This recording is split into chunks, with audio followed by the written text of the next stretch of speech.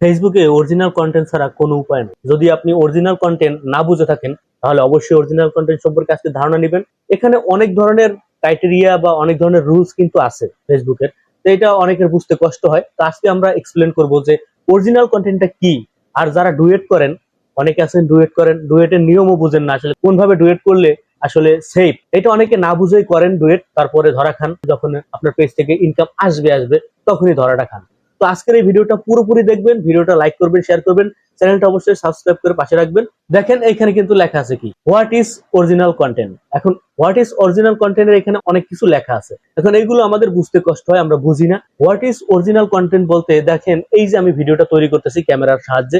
এখন আমার এই ভিডিওটা তৈরি হওয়ার পর আমি এটাকে এডিট করি বা যাই করি, করার পর আমি যখন আমার ফেসবুকে আপলোড করব, আপলোড করার পর কিন্তু আমার পেজ থেকে বা ফেসবুক মেটা কিন্তু ধরে নেবে যে হ্যাঁ এটা অরিজিনাল কন্টেন্ট। কিন্তু এইখান থেকে যদি কেউ বা আমি নিজেই যদি এই ভিডিওটা ডাউনলোড করি, ডাউনলোড করার পর যদি আমি আবার অন্য একটা পেজে আপলোড করি, তখনই কিন্তু এটা রিউজ কন্টেন্ট হয়ে যাবে, তখন আর ওটা অরিজিনাল কন্টেন্ট থাকবে না। এখন এই কাজটা কিন্তু আমরা অনেকেই করি, যে ভিডিওটা পছন্দ হয়েছে আমরা ডাউনলোড করি, ডাউনলোড করার পর আপনারা বা আমরা আমাদের যে পেজ থাকে সেখানে আপলোড করি। এখন এখানে আমি আমার নিজের পেজ বা আমার যদি দুটো পেজও থাকে, সেই ক্ষেত্রে যদি আমার এই ভিডিওটা আপলোড করি, আপলোড করার পর যদি আমার সেই সেকেন্ড চ্যানেলে যদি আপলোড করি, সেখানেও কিন্তু রিউজ কন্টেন্ট ধরবে।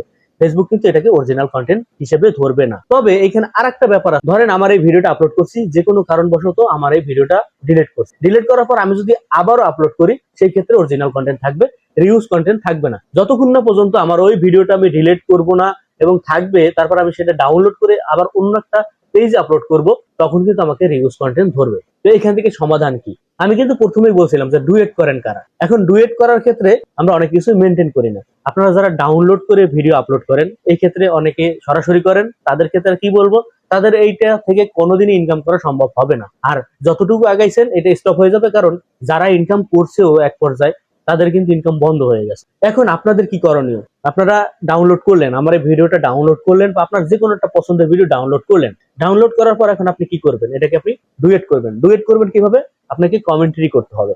এখন আপনার একটা বিষয় পছন্দ হতেই পারে, একটা ভিডিও, সেখান থেকে আপনি 5 সেকেন্ড নিলেন, নেওয়ার পর আপনাকে অবশ্যই বলতে হবে যে ভিডিওটা এক্সপ্লেন করতে হবে, যে ভিডিওটা দেখেন এই এই এই আপনি ডিটেলস কিছু বলতে হবে। মানে আপনার যে ক্রিয়েটিভিটি সেটা কিন্তু আপনাকে ফুটাই তুলতেই হবে। আপনি যে কারো ভিডিও নেন, সমস্যা নাই, ফেসবুক কিন্তু বলে নাই যে আপনি অন্য কারো ভিডিও আপলোড করতে পারবেন না। তবে আপনাকে কিন্তু রুলস ধরাই দিছে যে আপনার যে ক্রিয়েটিভিটি, আপনার যে অভিজ্ঞতা বা আপনার যে দক্ষতা, সেটা কিন্তু আপনাকে প্রমাণ করতে হবে। আপনি এখন কোন ভাবে প্রমাণ করবেন? আপনি এক্সপ্লেন করেন। ধরেন আপনি একটা ভিডিও দেখছেন, আপনার একটা জিনিস পছন্দ হয়েছে, সেখান থেকে আপনি 5 সেকেন্ড নেন অথবা 7 সেকেন্ড 10 সেকেন্ড যাই নিলেন, নেওয়ার পর আপনাকে কিন্তু ওটার সাথে সাথে এক্সপ্লেন করতে হবে। আপনি দেখবেন অনেকে কিন্তু ডুয়েট করে, তারা কিন্তু ইনকাম করতেছে, তারা লিগ্যাল ওয়ে করে। দেখবেন তারা নিচে অথবা উপরে তাদের ফেস দেওয়া থাকে এবং তিনি কিন্তু সরাসরি কিছু না কিছু বলতেছে এবং এক্সপ্লেন করতেছে। এক্সপ্লেনটা আপনার বেশি থাকতে হবে। মানে ভিডিও আপনি নিলেন ঠিক আছে, কিন্তু আপনার এক্সপ্লেন, আপনার কমেন্ট্রিটা অনেকটাই বেশি থাকতে হবে। মানে আপনার নিজের ক্রিয়েটিভিটি বেশি থাকতে হবে।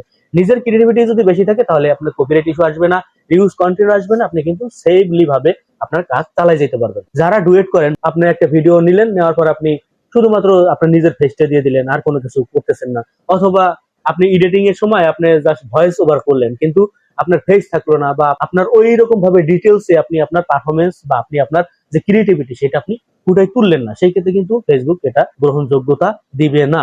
তো সেই ক্ষেত্রে এখন কি করণীয়? যারা অরিজিনাল কন্টেন্ট দেন তাদেরকে স্বাগতম।